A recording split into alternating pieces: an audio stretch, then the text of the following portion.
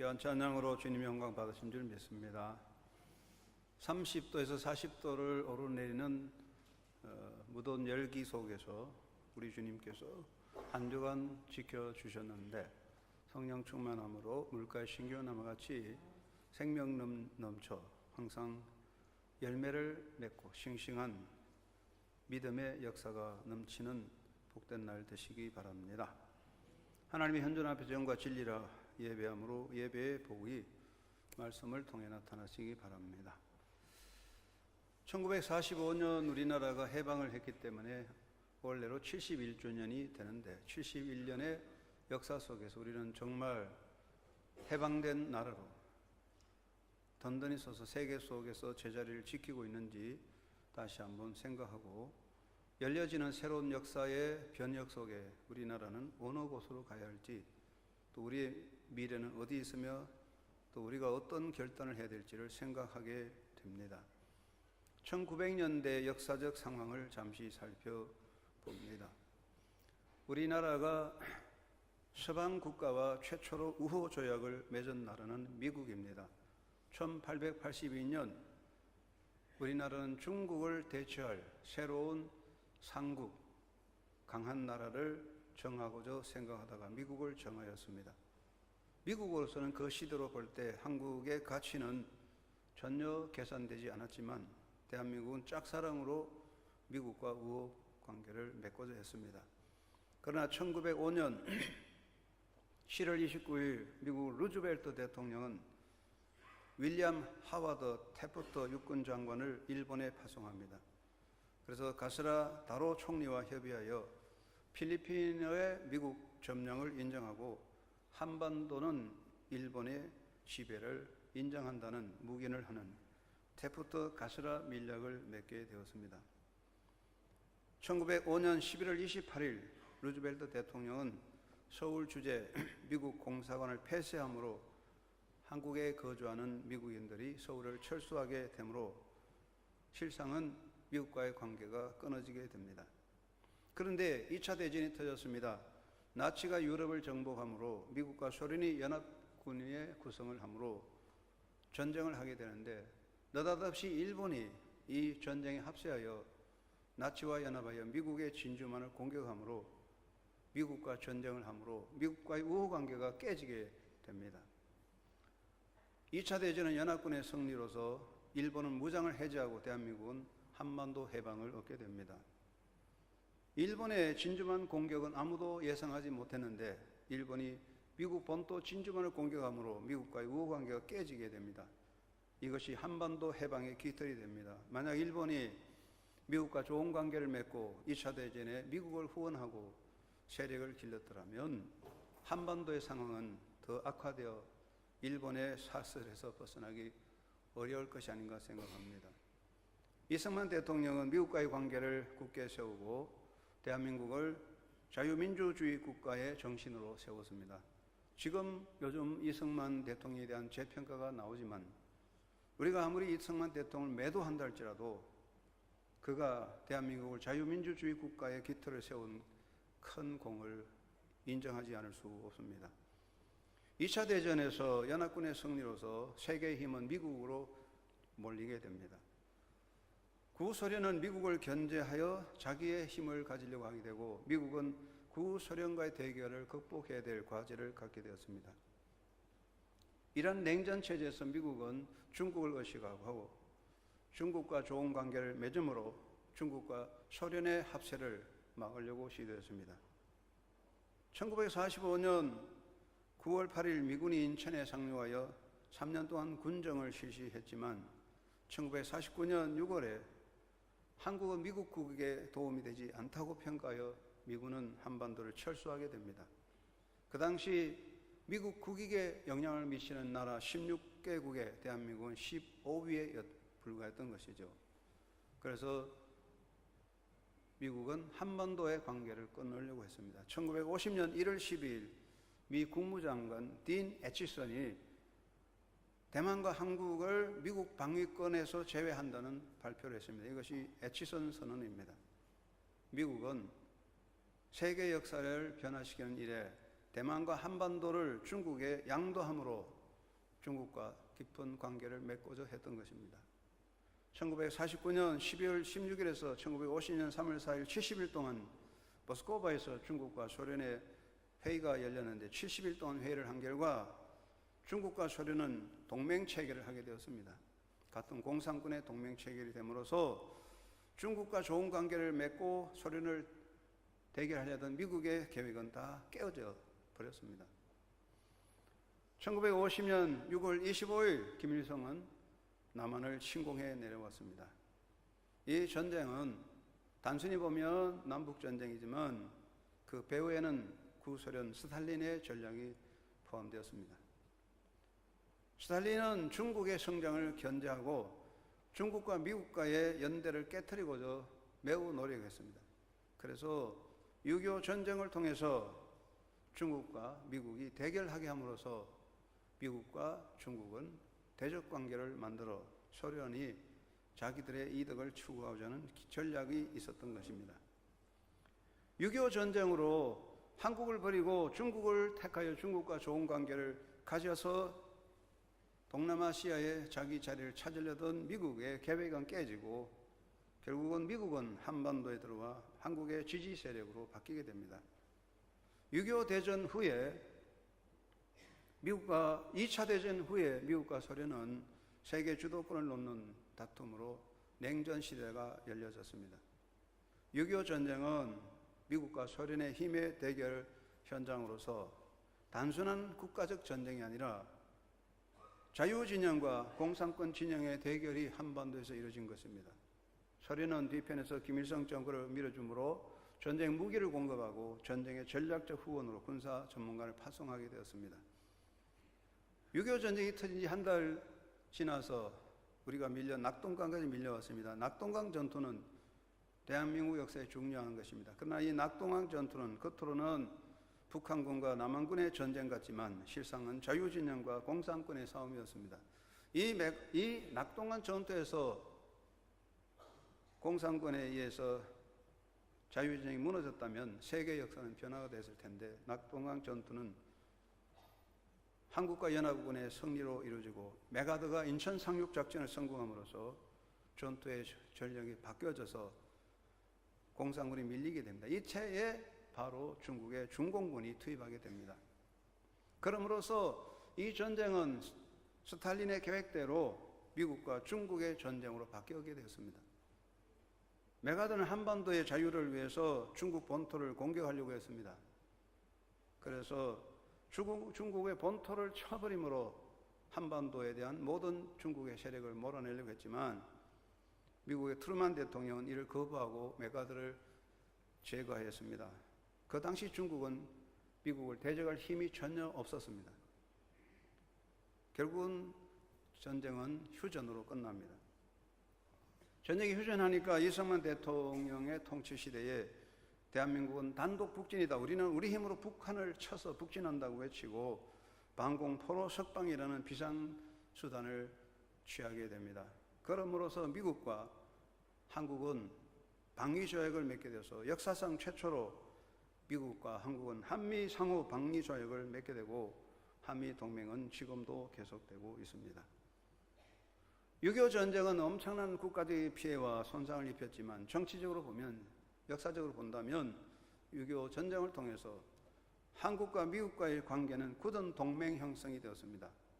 미국으로서는 한국과 방위조약 군사동맹을 맺을 이유가 없지만 6.25 전쟁에 개입함으로써 미국은 절대적인 한국의 동맹자가 되었습니다. 원래부터 미국은 한국을 의식하지 않았습니다.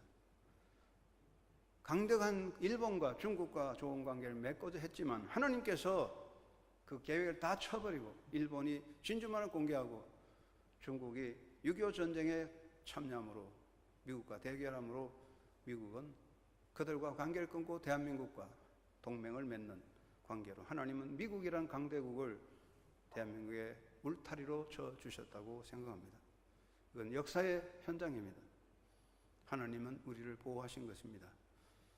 지금은 세계화 시대에 우리가 살고 있습니다. 세계화로 인하여 가장 덕을 보고 강국이 된 것은 중국입니다.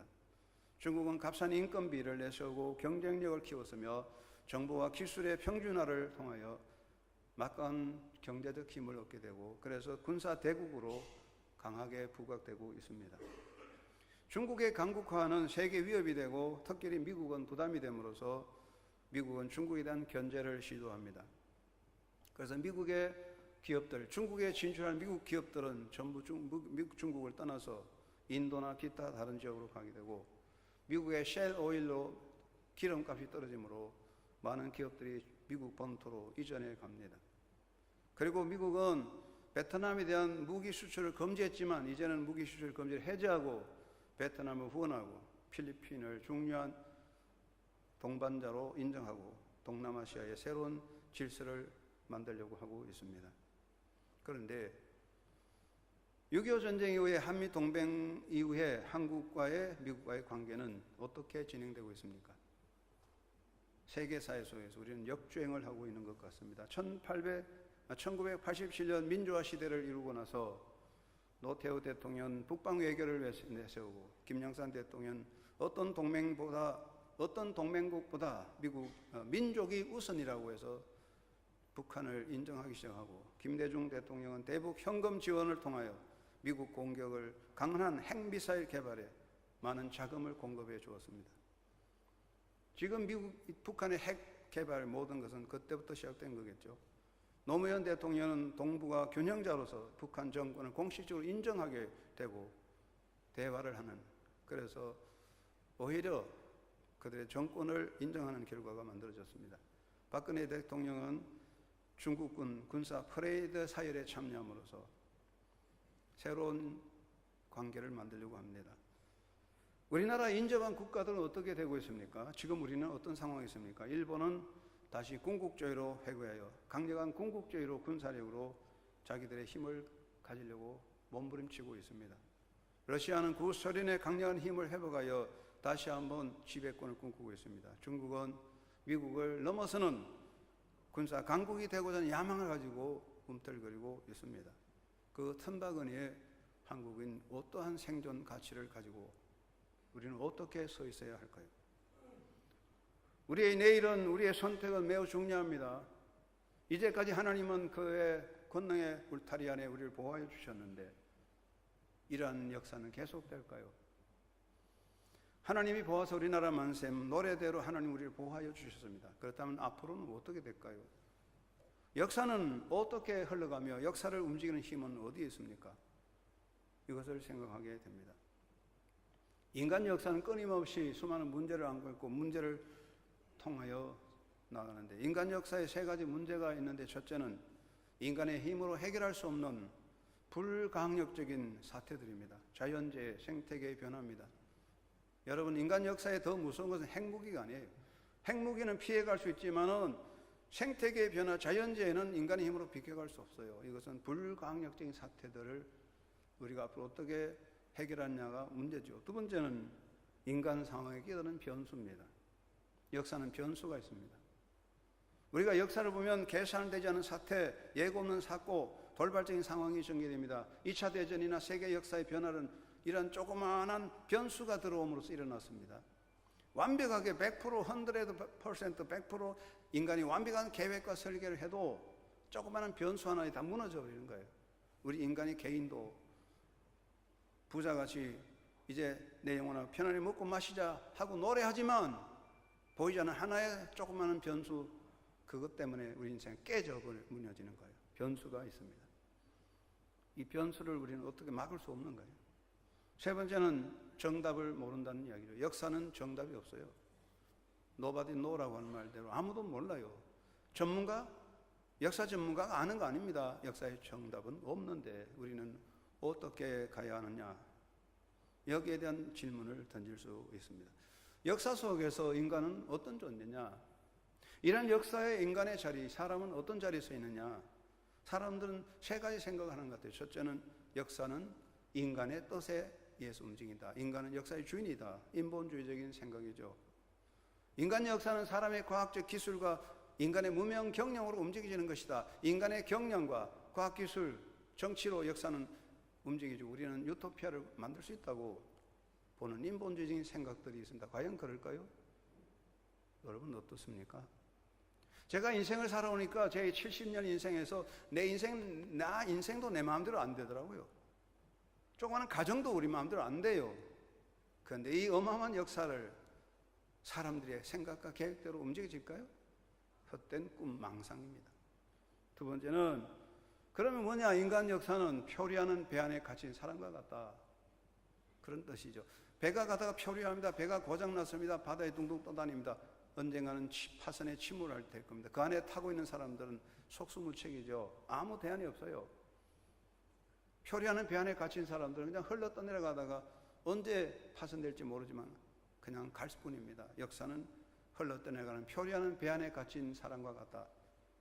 우리는 방관자이지 아무것도 할 수 없다 하는 비관주의, 허무주의가 작동할 수 있습니다. 될 대로 되라, 그렇게 되겠죠. 세 번째는, 인간은 신의 대리자로서 신의 역사에 참여하는 일꾼이다 하는 역사관이 있습니다. 역사의 주인은 하나님이고 우리는 하나님의 대리자로서 하나님의 손에 서임받는 일꾼이다.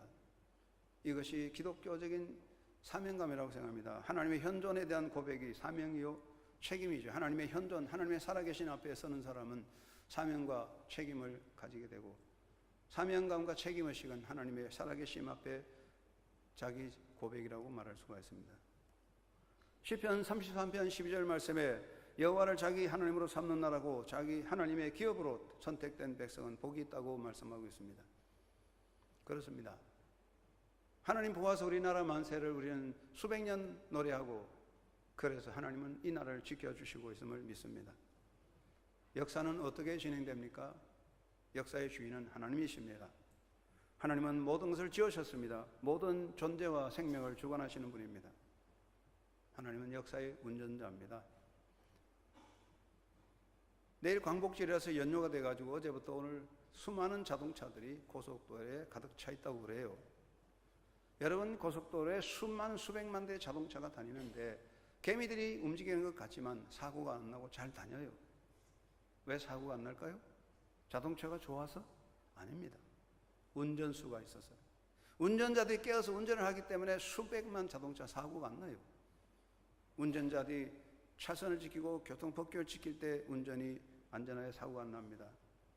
역사는 운전자가 있습니다. 이 역사의 운전은 하나님이에요. 하나님은 역사의 운전자입니다. 하나님의 역사가 하나님의 섭리 안에 있습니다. 그리고 하나님은 역사의 섭리를 주관하십니다. 시편 33편 10절 11절에 여호와께서 나라들의 계획을 폐하시며 민족들의 사상을 무효하게 하시도다. 하나님의 계획은 영원에 서고 그의 생각은 대대에 이르리로다.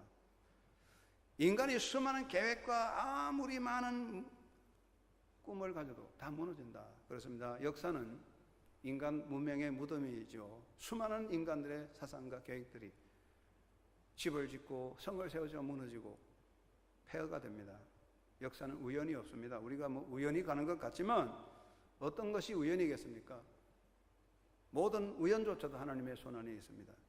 잠언서 16장 1절 3절에 모든 경영은 사람의 마음에서 나지만 이를 이루시는 이는 하나님이라고 했습니다. 모사는 죄인이고 성사는 죄천입니다. 인간은 모든 일을 계획하지만 그 일을 이루시는 이는 하나님이십니다. 하나님이 결제하지 않는 일은 절대로 열려지지 않습니다. 여러분이 100% 계획하고 모함을 할지라도 업무를 꾸밀지라도 하나님이 결제하지 않는 일은 안 됩니다. 그것 때문에 우리는 망하는 거죠. 하나님은 인간 역사를 닫으시고 완전한 나라를 여십니다. 하나님은 여시고 닫으십니다. 아침이 되면 저녁이 옵니다. 이 역사는 임시적인 겁니다. 완전하지 않습니다. 우리가 이 역사 속에 고통이 있습니다. 역사는 고난이죠. 그 역사는 하나님 닫습니다. 왜? 불완전합니다. 사람들은 이상적인 세계, 이상적인 것을 꿈꿉니다. 우리 한영교회 이상적인 목사님 오면 좋겠다. 이상적인 목사님 어디 있을까요? 대한민국 이상적인 국가가 되면 좋겠다. 이 세상에 이상적인 건 없어요. 다 허물과 부족함 투성이죠. 그러므로 하나님이 이 세상의 모든 걸 다 무너뜨립니다. 불완전한 건 다 헐어버리고 완전한 세계를 여십니다. 그것이 새하늘과 새 땅입니다. 역사는 흘러 가다가 어느 날 깨트려져 버리는 고장난 자동차나 표류한 배가 아닙니다. 비록 고장난 자동차 같고 표류한 배같이 흘러가는 것 같아도 하나님이 붙잡아서 완전하신 세계, 새하늘과 새 땅으로 열어주심으로 새 역사를 열려가는 거예요. 우리는 그 새하늘과 새 땅을 향해 가는 거예요. 분명히 하나님은 그 방향으로 역사하고 있음을 믿습니다. 그러므로 하나님의 보호하심이 가장 완전한 것입니다. 여러분, 하나님의 보호의 그늘 아래 사는 행복자가 되시고 그 행복을 누리는 삶을 누리기를 주의 이름으로 축원합니다. 시편 29편 11절에 여호와께서 자기 백성에게 힘을 주시며 여호와께서 자기 백성에게 평강의 복을 주시리라 하셨어요. 하나님은 자기 백성을 지킵니다. 하나님은 만민을 사랑하지만 특별히 하나님은 자기 백성을 지킵니다. 아브라함에게 약속하신 대로 그 백성을 지킵니다. 우리가 하나님의 백성이 될 때 하나님은 우리를 보호하여 주십니다. 그러므로 시편은 말합니다. 하나님을 자기 하나님으로 믿는 나라는 복이 있도다. 우리 대한민국이 복받은 것은 하나님 보아서 우리나라 만세 노래하며 그 하나님의 은총을 사모하기 때문에 우리 주님께서 이 땅을 지켜주신 줄로 믿습니다. 그리고 하나님의 기업으로 택함을 받은 나라는 복을 받은 나라입니다. 하나님의 영광, 하나님의 권세, 하나님의 역사는 그가 세운 사람을 통해 그의 백성을 통해 이루어지는 것입니다. 여러분, 지금 이 시대에 세계 속에서 대한민국의 힘은 무엇입니까? 다른 나라에 가서, 외국에 가서 대한민국 코리아 할 때 사람들은 무엇을 생각합니까? 한국의 양궁을 생각합니까? 태권도를 생각합니까? 한국 축구를 생각할까요? 아닙니다. 대한민국, 코리아를 말하면 사람들은 뭘 생각합니까? 삼성을 생각합니다. 현대를 생각합니다. 대우를 생각합니다. LG를 생각합니다. 그렇습니다. 한국의 기업이 한국의 힘이에요. 한국을 대표하는 거예요. 삼성의 힘, LG의 힘, 대우의 현대의 힘이 세계 속에 한국을 대표하는 거예요. 기업은 그 국가의 구체적인 힘이죠. 이 기업이 무너지면 대한민국은 없어지는 거예요. 그들이 잘못하는 것이 많을지라도 무너져서는 안 되는 겁니다. 성경은 말합니다. 하나님의 택하심의 기업, 하나님의 기업으로 택함을 받은 나라는 복이 있는 나라 사람이라. 이 대한민국이 하나님이 택한 기업이 된다면 절대로 무너지지 않을 것입니다. 사람의 기업은 무너집니다. 어떤 사람의 기업도 무너집니다. 막강한 기업도 다 문 닫게 됩니다. 영원한 기업은 없습니다. 이건 내 사업이다, 내 기업이라고 큰 소리 치지만 무너집니다. 11조는 무엇입니까? 나의 모든 건 하나님의 것입니다. 하나님의 기업입니다. 고백하는 것이 11조입니다. 11조를 하지 않는 것은 내 사업이고 내 기업이니까 내 마음대로 한다는 거죠. 여러분, 과연 여러분의 기업이 여러분의 것입니까? 하나님이 거두시면 다 내놓아야 돼요. 성경은 말합니다. 사람의 기업이 아니라 하나님의 기업으로 택함 받은 나라는 복이 있는 자라다. 대한민국이 하나님이 택하신 기업이면 이 나라 영원할 것입니다. 여러분의 가정이 하나님의 택하신 기업이라면 여러분의 가정은 영원할 것입니다. 여러분의 자손들이 하나님의 택하신 기업이라면 여러분의 자손 영원할 것입니다. 오늘 사업이 잘 된다, 돈 잘 번다, 큰 소리 칠 거 없어요. 하나님 불어버리면 한순간에 날아가는 거예요. 여러분의 사업과 경영이 하나님의 기업, 하나님이 택하신 기업임을 고백하고 서임 받아야 됩니다. 그리고 하나님의 일꾼이 되는 나라 복 받습니다. 하나님은 당신이 서시는 일꾼을 지켜주십니다. 유명한 보네퍼 목사님은 하나님의 위임 통치를 말했어요. 하나님은 인간의 역사를 통치하시는데 사람을 통해 하는데 하나님의 통치 방법 세 가지다. 첫째는 가정이고, 둘째는 교회고, 셋째는 국가라고 그랬어요. 하나님은 가정과 국가와 교회를 통해서 역사를 움직인다 그랬어요. 가정은 모든 존재 기구의 조직의 기초입니다. 교회는 모든 영적 세계의 기본입니다. 교회, 국가는 모든 세계 조직의 중심에 서 있습니다. 그래서 가정을 바로 세우고 교회를 바로 세우고 국가가 든든히 서는 것은 하나님의 통치가 이루어지는 것이라고 했습니다. 대한민국이 하나님의 서임받는 일꾼이 되고 여러분의 가정이 하나님의 도구로 서임받을 때에 하나님은 그곳에 계시고 우리를 지켜주실 것입니다. 오만방자하게 내가 내 일을 한다고 우리가 우리의 것이라고 큰 소리 치는 순간 우리 하나님은 벌써 그 문을 닫아버리고 계실 겁니다. 하나님의 그늘 아래 사는 복나라 되어야 합니다. 우리는 하나님의 백성이 되어 그의 현존 앞에 바로 서야 합니다. 여러분 모두가 한국교회와 대한민국이 하나님의 백성이 되어 하나님 현존 앞에 바로 서면 하나님은 영원히 우리의 힘이 되실 줄로 믿습니다. 인간은 현실 앞에 약합니다. 사람이 무서운 것은 그러잖아요. 하나님보다 주먹이 무섭죠. 사람들이 말하지, 야, 하나님 믿지 말고 내 주먹을 믿어라. 깡패들이 그러죠. 우리가 현실적으로 사람이 벌벌 떠는 것은 무엇입니까? 종이 호랑이 아니고 깡깡거리는 강아지가 무서워요. 현실이니까요. 그래서 현실은 뭡니까? 돈, 권력, 현실은 조직. 그렇죠. 그래서 우리는 그 앞에 굴복하는데, 사랑하는 여러분, 인간이 믿는 현실, 우리가 두려워하는 현실, 권력, 돈, 힘, 한순간에 사라져요. 어느 순간 잠자고 나면 없어지는 거예요. 그러나 하나님의 현존은 영원합니다. 여러분, 하나님은 눈에 보이지 않습니다. 그래서 사람도 우습게 여기죠. 하나님의 현존보다 무서운 현실은 없어요. 인간이 직면한 모든 인간의 현실들, 권력, 돈, 인간의 힘은 한순간에 사라지지만 하나님의 현존은 영원한 겁니다. 그러므로 우리가 현실 앞에 굴복하지 말고 하나님의 현존 앞에 똑바로 서서 살아가는 백성이 되어야 할 줄로 믿습니다. 한유교 성도 여러분, 현실 앞에 굴복하는 자가 아니라 하나님의 현존 앞에 똑바로 서는 사람이 되시기를 주의 이름으로 축원합니다. 그래서 우리는 승리의 확신을 가집니다. 사도 바울이 수많은 장벽과 죽음의 수렁에 빠졌지만 하나님이 나의 힘이 되시고 하나님이 나에게 능력 주시고 하나님이 나의 하나님이시니 나는 이기고도 남는다. 그것은 바울의 정치적인 권력의 돈의 힘이 아니라 하나님의 현존에 대한 고백이었습니다. 자존감이요 승리의 확신입니다. 성도들은 하나님의 임재하심을 믿고 모세같이 하나님께서 싸우신다 하는 확신을 가지고 승리의 확신과 자존감을 가지고 나가야 할 것입니다. 그리고 정직하고 성실한 백성이 되어야 합니다. 하나님 앞에 가장 중요한 것은 하나님 앞에 정직하며 성실한 백성인 것입니다. 창의적인 성실함을 배워야 합니다. 더불어 겸손해야 됩니다. 베드로전서 5장 6절에 하나님은 겸손한 자를 일으키신다고 했는데 성경에 보십시오. 하나님의 대적은, 하나님을 대적하는 것은 뭡니까? 교만이라고 그랬어요. 겸손은 존귀의 영광의 앞제비요 교만은 패망의 선복이라고 그랬어요. 교만은 하나님을 대적하는 것입니다. 우리의 허물도 우리의 약함도 하나님 아십니다. 사람을 지으시는 하나님이시죠. 그래서 우리가 실수하는 거 다 알아요. 베드로가 실수한 거 하나님 예수님 다 아셔서 용서했지만 교만은 하나님께서 꺾어버리는 것입니다.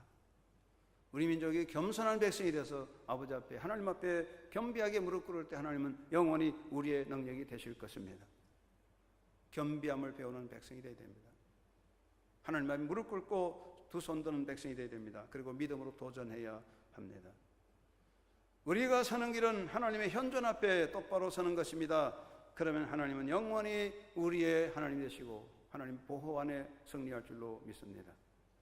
두 번째는 친의식에서 벗어나 홍인의식으로 나아가야 한다고 생각합니다.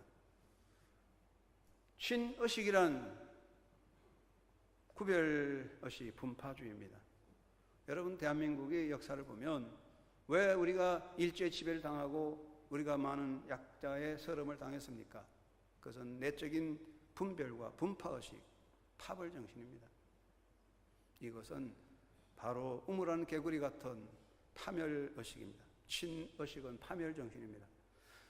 21세기를 넘어 지금 2016년 세계화를 넘어 제4의 산업혁명의 시대로 가는 이때 대한민국은 계속해서 친박이니 친노니 친민이 친북이니 이래가지고 이런 썩은 정신 가지고 역사가 변화되고 새 시대의 역사를 이끌어갈 수 있겠습니까?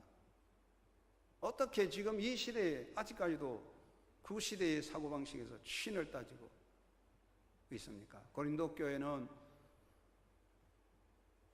그 시대에 가장 경제력도 있고 외모가 강하지만 바울이 가장 책망했습니다.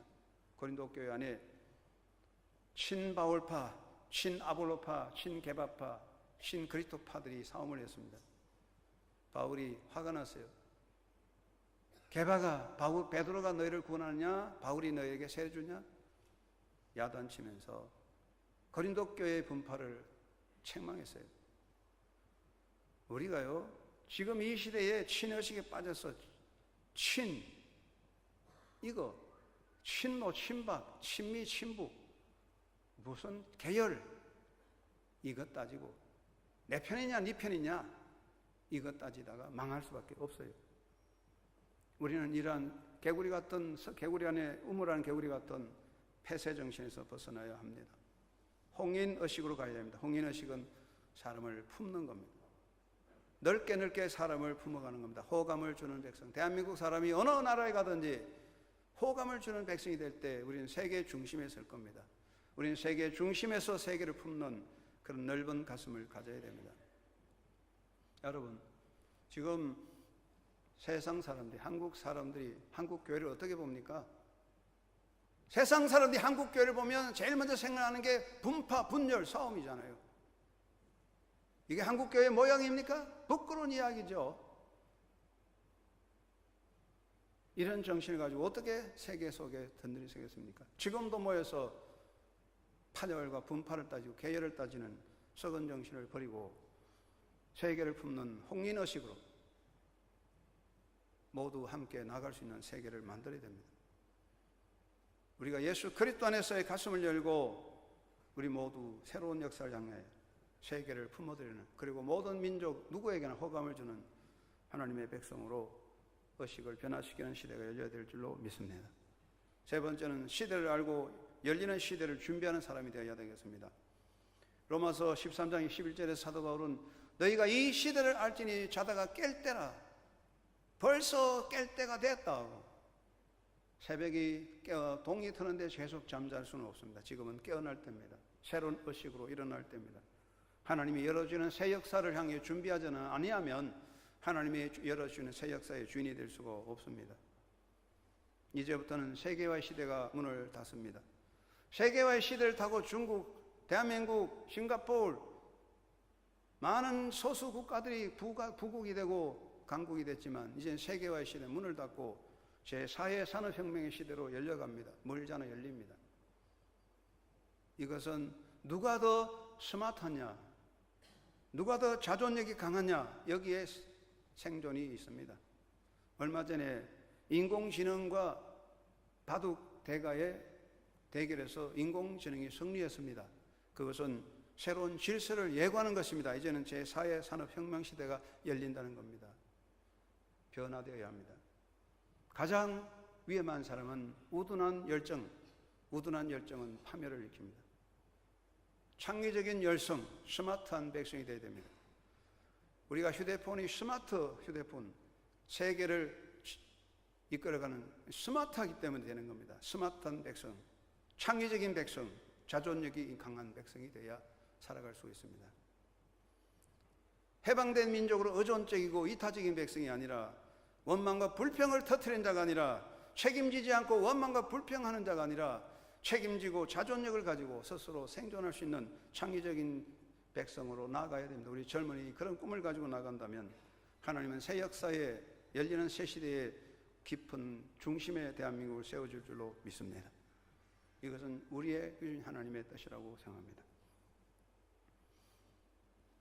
며칠 전에 어떤 사람이 제게 문자를 보냈는데 초등학생들이 지은 삼행시를 보냈어요. 초등학생이 지은 삼행시인데 삼행시의 제목은 소나기, 여름의 소나기라고.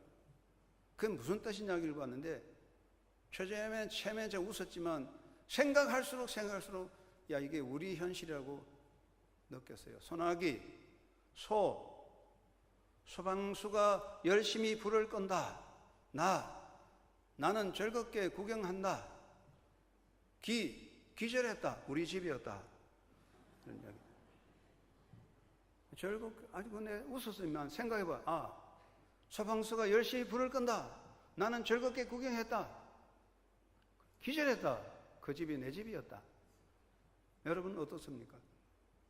지금 우리는 소방수 불 끈 거 구경하는 어린아이와 같아요. 방관자로 살아가요. 나는 몰라. 내하고는 관계없어. 또 일부러 사물 붙여가 불 붙이는 거 좋아해요. 남의 집 불 붙여놓고 불 타는 거 구경하는 사람도 있어요. 그런데 구경은 좋지만 그 집이 내 집에 불타버리고 없어지면 어디에 갈 겁니까?